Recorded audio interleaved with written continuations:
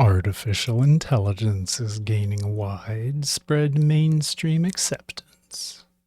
But does it have the potential to live up to its promises?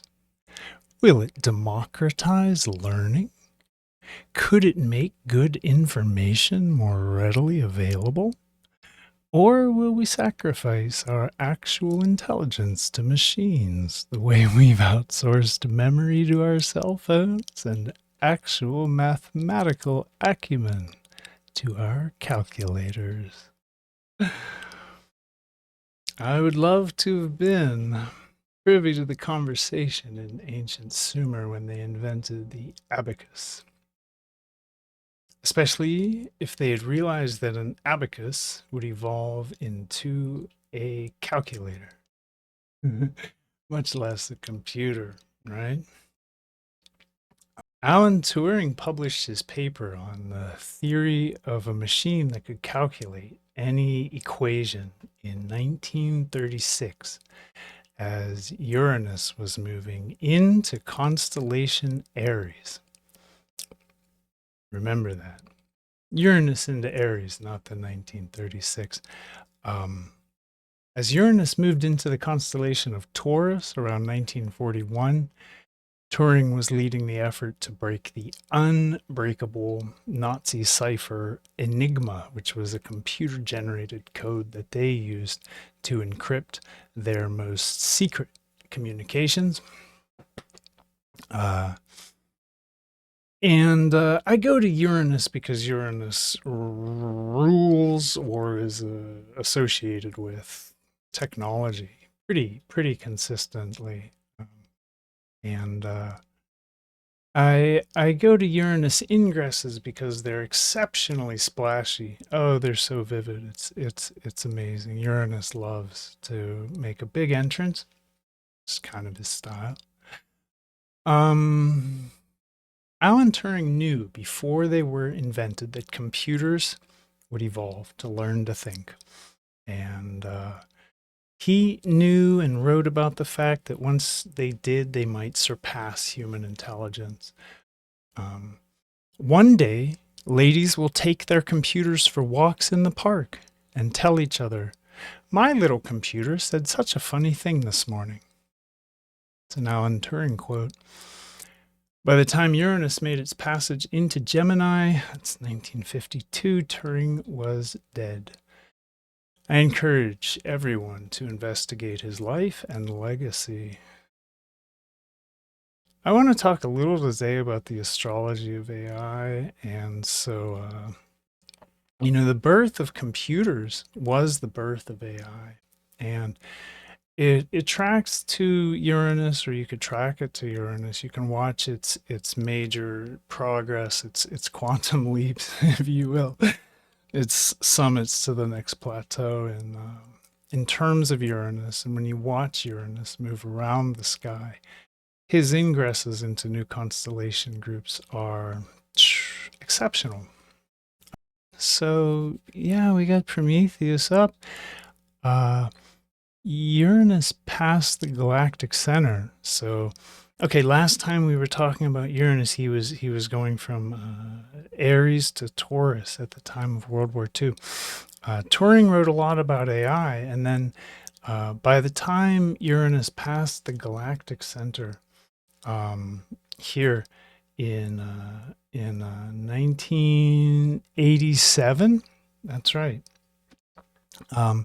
There was a sort of what they called an AI winter. Like it was not really conceivable at this time that AI was a valuable investment, a research investment, and a lot of big money was against it.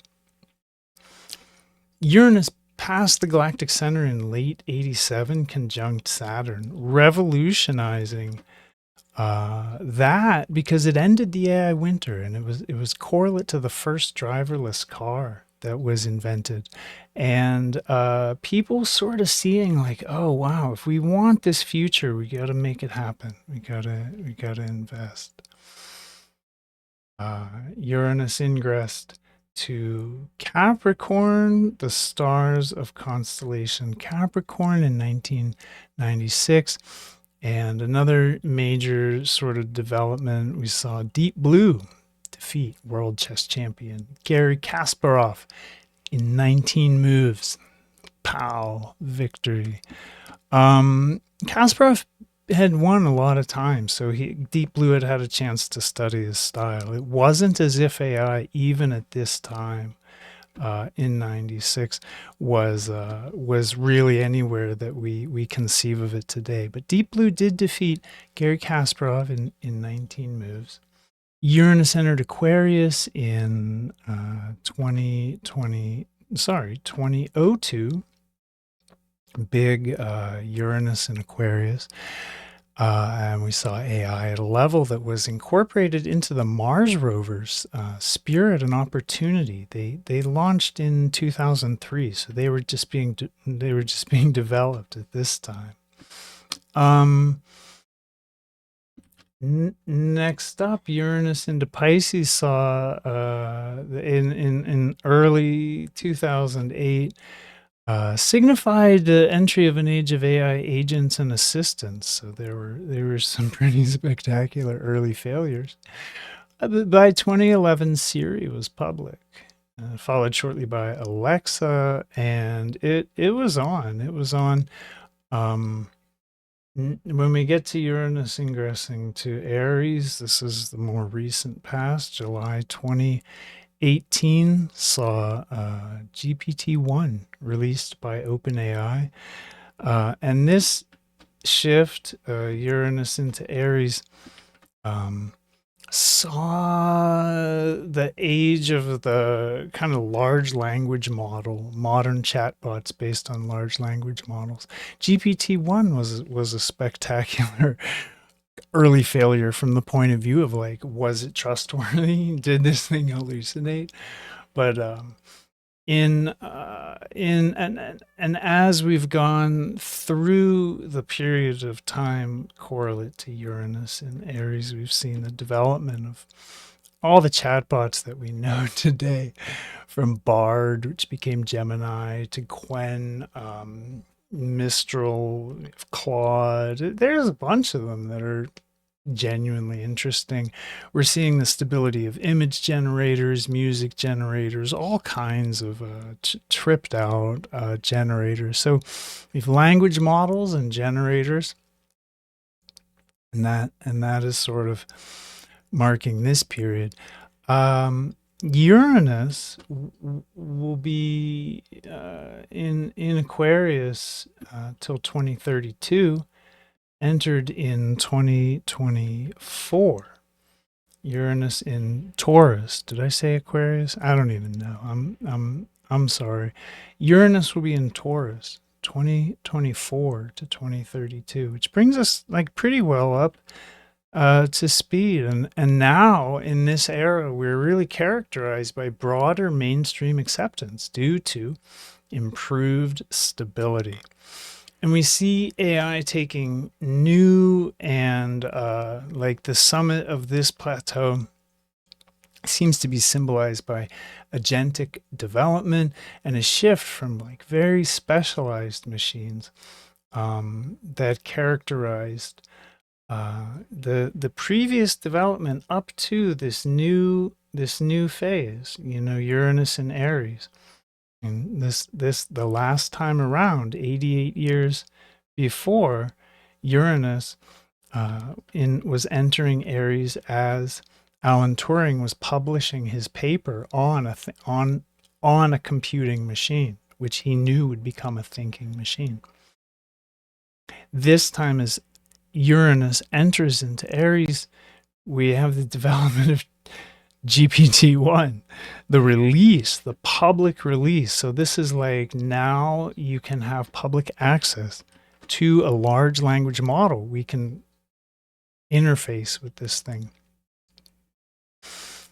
As Uranus hits Taurus, we're seeing these become like general purpose agents. Like, so we have a shift from the specialization that defined the pre-Aries period to now a generalized learning, machine learning trend that's led us to, yeah, if you're not up on AI and you're not sure what agentic development even means, I'll show you. I'll show you what general purpose agents are, and what the trend is now is that people are training their own AI models to do specific tasks or to become familiar with specific data sets or procedures, or, I mean, it's nutty. It's nutty. Well, stay tuned. I'll show you later in this video. And then I have this chart here. This is a fantastic chart. And let me put me up here to show you this.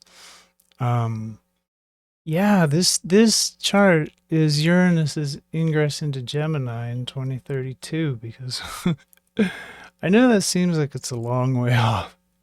And I know things are really unstable right now. But check this out.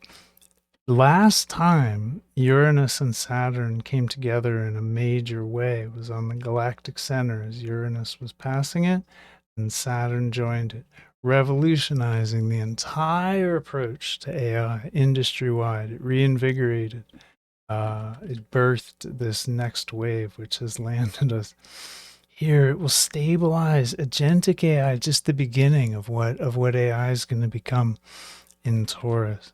And by 2032, what this thing becomes is going to revolutionize again, as the sun and moon for this chart demonstrate a new moon right on fixed star Sirius. Oh my gosh, I don't want to get too into this, but where is it? Yeah, it is on Sirius, with Saturn one degree, arc minute rather, 0 degree 1 arc minute approaching Betelgeuse, and Uranus close behind. So right in the silver belt, or however you think of this area of the sky, this is the area of the Milky Way, symbolizing full phase expression of what was birthed here.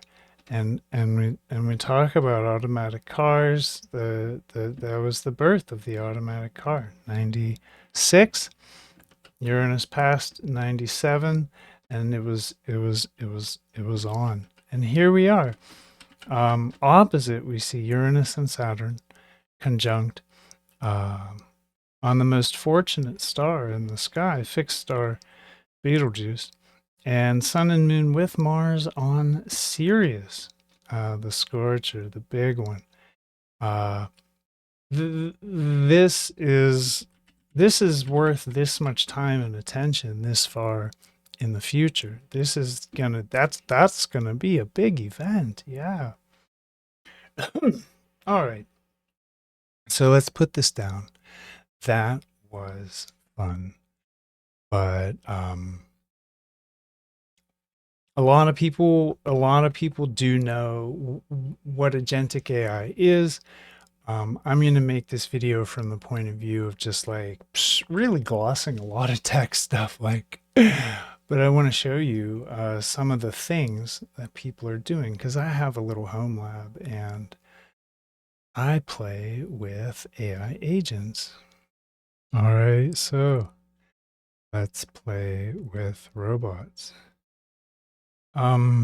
This part of the video is just pretty well unscripted.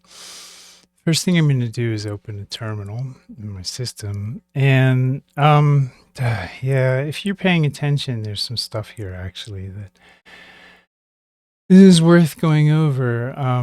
I do have a GPU that is carrying 8 gigabytes of video RAM, and I'm not utilizing it with the AMD GPU ROCm libraries. The ROCm libraries would require me to change my kernel from something like this to something long-term stable. Let's see, these are some models of Gemma 3, which is downstream from Gemini, these are small, to the order of like 1 gig, 4 gigs, 8 gigs, and 17 gigabytes models that this one here, the 27 billion parameter model, is actually giving output really similar to Gemini, like 1.5. Gemini's up to 2.0 now, but the smaller models are getting really capable, because when you take 27 billion parameters or 12 billion parameters or 4 or 1 billion parameters, none of that compares to the size of like the large language models that you interface with in like professional environments, like let's just say Gemini, since it relates to Gemma and since it's built into Google search. And those, like Gemini, is hundreds of billions of parameters. And we'll talk about billions of parameters, because if we take a 1 billion parameter model and we just run it,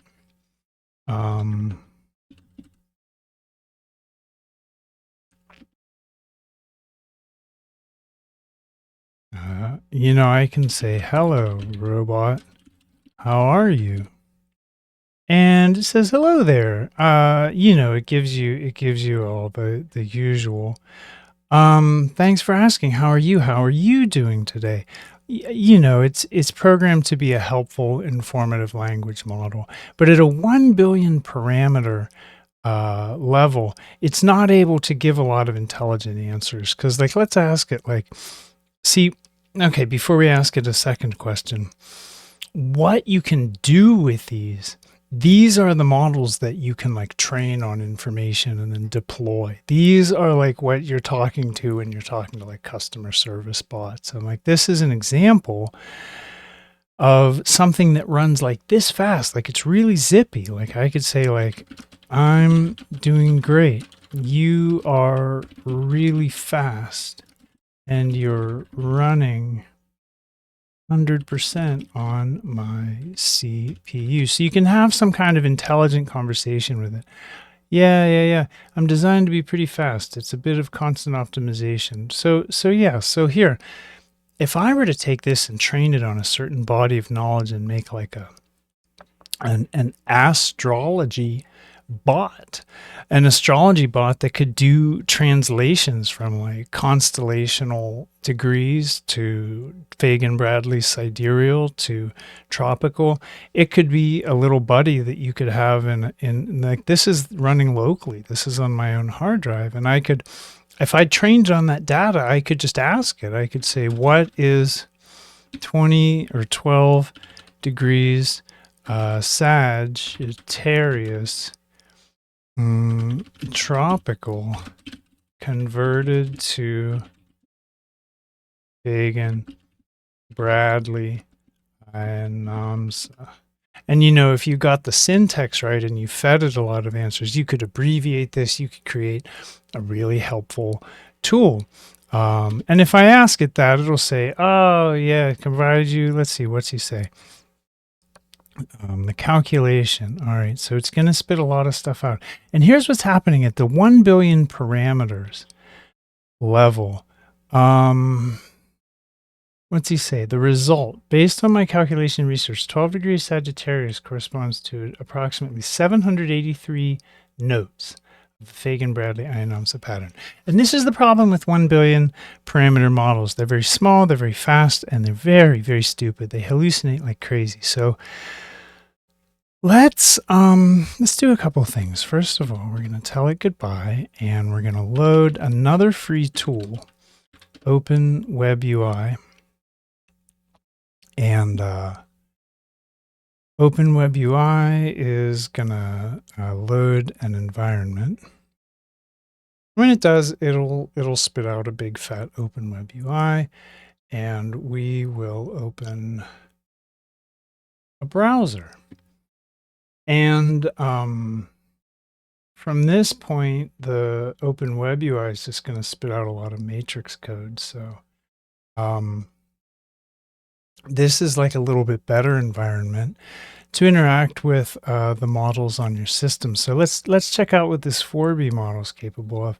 This at present would run on almost everybody's machine. Like, keep in mind, I am not utilizing 8 gigabytes of VRAM. Now, video cards come with 20 and 40, and like you can get crazy with video RAM today, and you can run big models as fast as I ran that small model, like full speed. But if we say to Gemma 4B, like, hello, Gemma, let's initiate a conversation, you can tell it's a little slower. So at a 4 billion parameter level, this is probably a pretty good time to explain like how these things work, like what we're really dealing with here, because it is not well understood. Okay, when I say hello, Gemma, the first word here, hello, is inputted from this. It's just the most likely statistical response that this language model, who's been trained on like vast bodies of text conversation information, has been specifically instruction trained, so it can analyze, it can list, it knows how to do the things. It is instruction trained. And you know, this is what separates that Taurus development from the Aries development. And in this Taurus phase of development, these are smart enough, almost smart enough, and they'll get there, to have a really great conversation with you at the level of like, oh, this works on my own computer. So after a language model statistically generates the first word, it then applies 4 billion parameters of evaluation to everything from here to there, and it predicts statistically from everything it's seen, everything, everywhere, the next most likely word to follow hello. And it says, okay, it's there. And now it takes its 4 billion parameters, and says, hello, Gemma, and it said hello there, and it statistically inputs the next word, which this token might be an exclamation point, but the next word is it's. That might be a token, it might be 2 tokens, but it's tokenizing hello, Gemma, into a mathematical point, into a number, a value, and it stores hello as, you know, a token, one value. It gives it a number, and Gemma as another.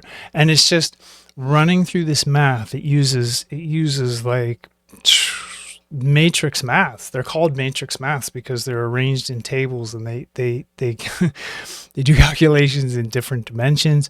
It's fantastic. It's fantastically complicated stuff. And we're at this point where a 4B language model, 4B, like, let's compare to like Llama, Meta's Llama. Llama 3 was a 600 billion parameter model, like in order to output the sensible outputs that Llama can output in 600 billion parameters. Gemini's is like, I think also in the hundreds of billions, but they keep theirs proprietary, so we don't know.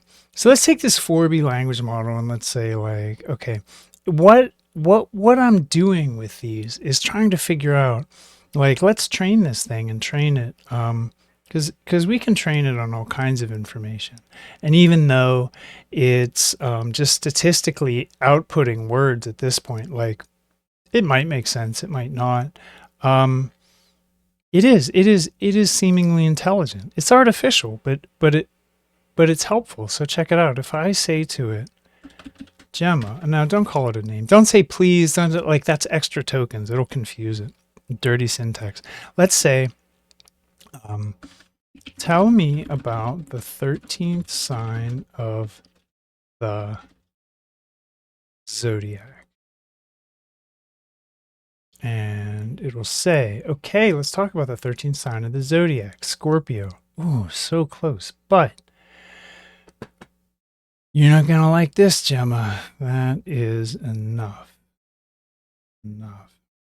All right. So it gives the wrong answer. It doesn't understand the 13th sign of the zodiac. And here's what here's what the future looks like is when you download a little tool, a little Gemma model, and the free tools to run it, which to run something like this in a terminal like you were seeing before is not comp sci stuff. It's child's play. You can just go to the site, copy the install, just get the installer, boom, installed. Download some models. It's simple. It's easy to start playing with this stuff. But when you get into it, this 4B model doesn't, how are you gonna have a research assistant and a companion who doesn't even really understand like true sidereal astrology? So let me see. Let's see. What can you tell me about constellational astrology? And it's, it might have to be trained on this stuff because it's just going to spit out like really, really confidently. They're probably going to hallucinate. Constellational astrology doesn't base its calculations on solstices and equinoxes. It uses actual positions of stars and planets. They appeared on a specific date and time in the past or the present. That's cool. Okay. So it got some of that right. That's really great. There's potential here because eventually the big models are going to perform better and faster because here let me load up here, start a new chat and we'll load up the 12B model. And 12B is sweet. Like, keep in mind, every prediction it's making, trained on like largely the same data sets and tuned on the same instructions. None of these models have been fine-tuned. And when we get to, let's see, so I'm not using a system prompt. And okay, there's no system prompt. So this is like just as it comes. This is just what's being shipped fresh out of the box. Gemma 3, 12 billion parameters. Let's see. What would Claudius Ptolemy think of Western sidereal astrology today? Pretty abstract. So we're asking a robot to abstract, but okay, let's delve into what Claudius Ptolemy, and you can see it slows down at the 12B. Like if I had video RAM, anyone with a video card that can run the ROCm models, which is right now strictly like top tier, even mine, the Navi 23 architecture, can't get it going without like doing some special backflips. So I'm not interested in that. I can work with it at this level because the free tools that are coming out are like, I mean, there's an Android SDK for developing software. There's Google just released an agent development kit, an ADK, free tools for taking one of these models and isolating the precise layers, the layers of the neural network that you want to isolate to train it, like and even in non-video RAM settings, I think that you should be able to train a small model. But here, dealing without video RAM, dealing with the 12B model gets a little tedious, even though I do have like 128 gigabytes of RAM in here. So let's see. We haven't gotten to an answer. This is verbose. Let me show you some of the things you can do with. Let's see. I mean, honestly, who cares? This is a pure speculation question, so I'm not very interested in the answer.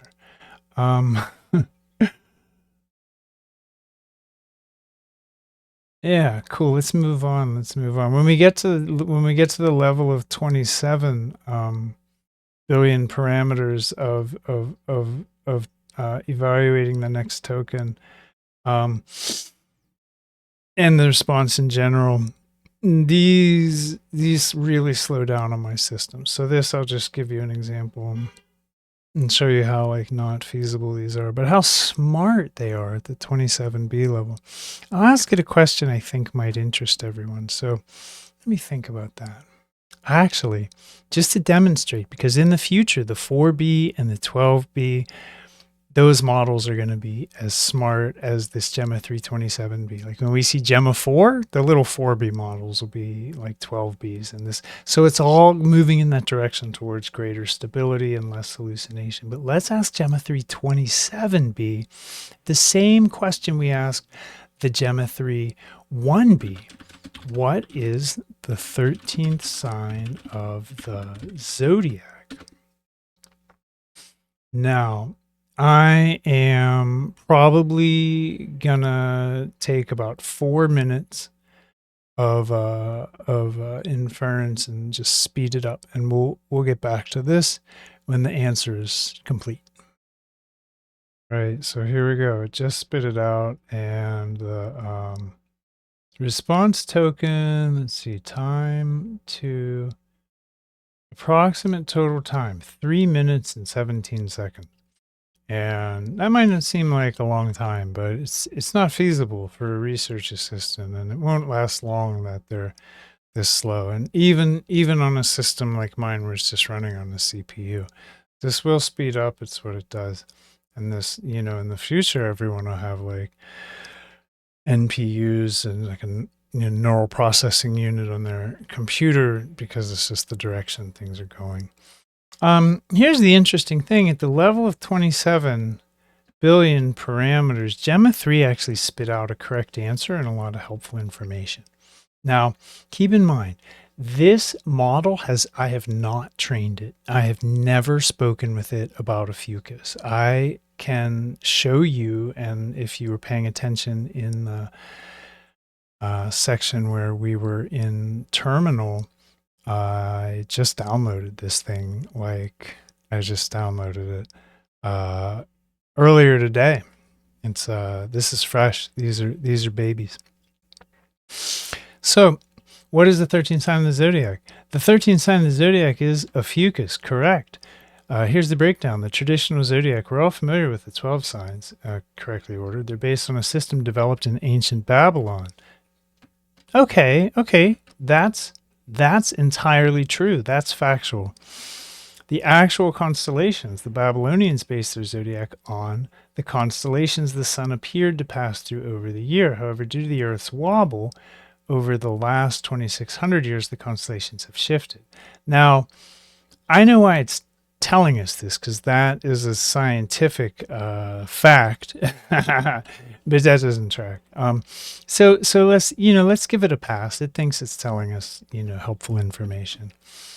And the constellations do shift over time, which makes this an easy argument to hold up from like NASA or like, but a fucus anciently crossed the ecliptic and does today. Like nothing's shifted. A fucus's position. The sun actually passes through the constellation of Fucus between Scorpio and Sag for about a week each year. This is why some astrologers and astronomers argue it should be included. Why it's not traditionally included. The Babylonians divided the ecliptic, the apparent path of the sun, into 12. Fucus doesn't fit neatly, and they chose to ignore it to maintain the 12-sign structure. Diplomatic and correct. Does this mean your sign is wrong? Okay, so it goes a step further and just asks itself a follow-up question. That's a complex question. Traditional astrology doesn't recognize a fucus. However, some astrologers are starting to incorporate it, which would shift the dates associated with each sign. Most astrologers still adhere to the traditional system. And it gives some links. Now, keep in mind, this thing's not connected to the internet. It did not crawl the internet for this answer. This is I could show you my network traffic. It's at nil. And it may have gotten this wrong. Okay, so it got it wrong. It just tried to spit something out from memory. Let's go to the time and date link. Okay, 404. So lots of 404s. But we'll get better. It tried to point me in a helpful direction. With a quick search, I could correct this and find the site that it's attempting to point me to.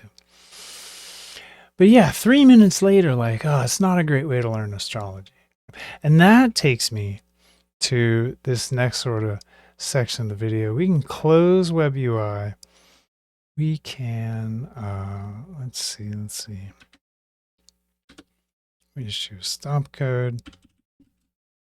Yeah, all of these were they brought 10 hours ago. I haven't trained anything. The only thing you see was the results with system prompt. So let's see. I want to show you the results of test. I gave the robots a test, and it was a series of 4 questions. So get it up here in a second. These are the questions that I asked these tiny robots, and they're based on the idea of a digital astrology research assistant in the future that we'll be able to deploy based on a lot of fine tuning and deep training on specific data sets and on knowledge base, a good knowledge base of sidereal astrology. Have it fine tuned on some text and some clean data. Anyway, long story short, I gave it 4 questions. I wanted a factual question. Why were sidereal astrological calculations abandoned in favor of tropical? I gave it a complex question. Explain Claudius Ptolemy's ideas and teachings on lunar cycles, references tetrabiblios verbatim to support your explanation, employ rigorous verification protocols. A little bit of a trick question because there's a lot on lunar cycles in the Almagest, which is a book on astronomy, but there's not a lot in the Tetrabiblios. So it's I'm telling it I want astrological information. It's a little bit of a trick question. I call it complex. It's a total trick question to a system like this. So that was like a little, can it pass that? Then I wanted it to synthesize information from different sources. How do the classic Greek myths of Zeus relate to the archetype of Jupiter in astrology? Just some questions you might ask it, on a basis of factual to abstract, creative. This is something you can do with a language model. You can ask it to write you a story. Write a short myth, a symbolic story in the style of Greco-Roman mythology, and at the end, explain the wisdom principles that give the story mythic significance. All right, so we have this idea of running Gemma 3 with Olama and OpenWebUI open source tools without GPU and without special training. And what we got was that the 1B model, it fell so flat. Like I could show you the results. They're absurd. They're absurd. They're funny though. All right. So when we pull up the results, and I graded these in red and green. If they're red, I'm getting stupider by reading it, and if they're green, I'm getting smarter. And, obviously it starts pulling from the Bible. Verily, my brethren, our God, the Lord is a great king, something, something, something. We're talking about Claudius Ptolemy's Tetrabiblions. And then so 1B, just, super fast, like zippy fast, but pretty dumb, super dumb. Yeah. And then let's see if we pull up by the time we get to the 12B, we're getting some pretty interesting results. Historically, why were sidereal astrological calculations abandoned in favor of tropical? It wasn't a sudden but a gradual complex process spanning centuries and driven by a confluence of philosophical, mathematical, and cultural factors. To understand it, we need to disentangle the early history. It gets into the priest caste of the Babylonians. It gets into, which I thought was neat. I highlighted that green. Everything in green is accurate. It's been fact checked and it tests. Sometimes it trips and the red is wrong. It just misquoted. But anyway, at the 12B, we're getting great results, but it's a little too slow. And we see the 12B was able to answer every question pretty perfectly, except the second one, which was the factual, referencing the Tetrabiblios verbatim. And this is an interesting point because this is what robots can't do yet. They can't do yet. You would think that a computer is like input in, and then you ask for it to spit that input out. Bam, input out. But that is not how these computer programs work. Like I said, there's statistical probability engines that are just going through everything they know and just statistically predicting the most likely word to occur next. Okay. Okay. That's at the core. That's the essence of what's going on here. So, how it's going to be able to reference verbatim quotes and help you study a text, employ rigorous verification protocols at the level of the 27B. Now this was really slow, but it passed, but not perfectly. And I'm not going to like dig up these results and show you where it went wrong, but I will say at the level of 4B, that's a sweet spot where we want to be able to distribute tools that everyone can use. And at 12B and 27B presently, you kind of need a pretty high-end graphics card to do that in like real time, to do that in like full speed. And then here's where we get some interesting results too, because not everybody cares about agents. Not everyone cares about system prompts. Some people are getting much better results using professional grade. Like, and again, this is getting into like, like 600 billion, just to put it into context. We can estimate that Gemini could be like an 800 or 900 billion parameter model. Like, sure, no problem. That's easy for Google. So, Gemini app has a closed web UI. I'm using open source tools. There are advantages and disadvantages. I can't change the system prompt to make Gemini more succinct or focused on the data that I want him to focus on. And yet, Gemini 2.0 kind of shanked the reference question. Gemini 2.5 Pro got it. And I could show you. I'll call it up. I'll show you what Gemini 2.5 Pro spit out. Bam. All right. For the second question, let's dive into Claudius Ptolemy's teaching on the lunar cycles as presented in his seminal work, the Tetrabiblios. We use direct quotes from a standard translation, which I have this translation, and I checked it against that translation. And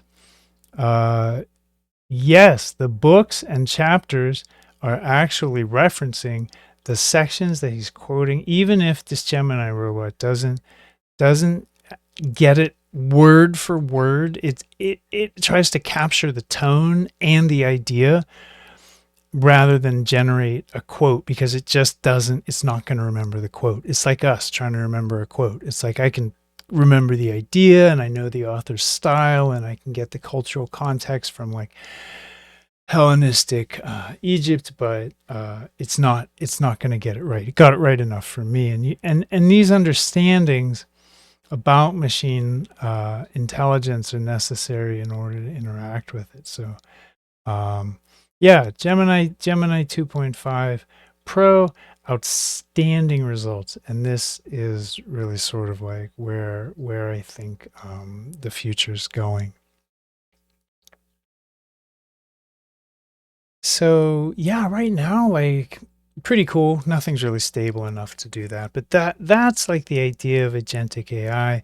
The free tools to just take it apart and isolate the layers where you can feed it new information with the best results, with the most effective results, or like those tools are also free and open source. So everything that everyone needs to do this is being made available. It's a very potentially empowering and democratic process. From the point of view of being in people's hands, I mean, this is going to improve. It's going to get better faster, and I think it's pretty neat. So those are the thoughts that I wanted to share today. Thank you. I won't keep you on longer than you have to be. Like, subscribe, do the things, leave a comment.